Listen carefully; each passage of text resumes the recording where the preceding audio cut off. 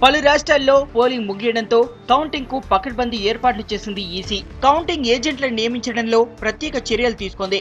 కేంద్ర రాష్ట్ర మంత్రులు, ఎంపీలు, ఎమ్మెల్యేలు, మున్సిపల్ మేయర్లు, జిల్లా పరిషత్ చైర్మన్లు, పంచాయతీ ప్రెసిడెంట్లను కౌంటింగ్ ఏజెంట్లుగా నియమించరాదని ఎన్నికల సంఘం స్పష్టం చేసింది.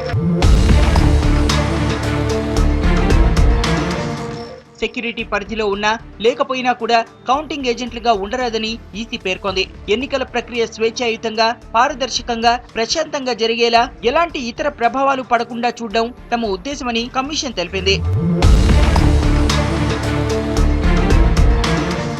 వ్యక్తిగత గన్మెన్లు ఉన్న ప్రజాప్రతినిధులు కౌంటింగ్ ఏజెంట్గా ఉండరాదని గతంలో ఈసీ ఉత్తర్వులు జారీ చేసింది. స్థానికంగా ఉండే నేతలు ఎన్నికల విధులు నిర్వర్తించేందుకు ఈసీ అభ్యంతరం తెలిపింది.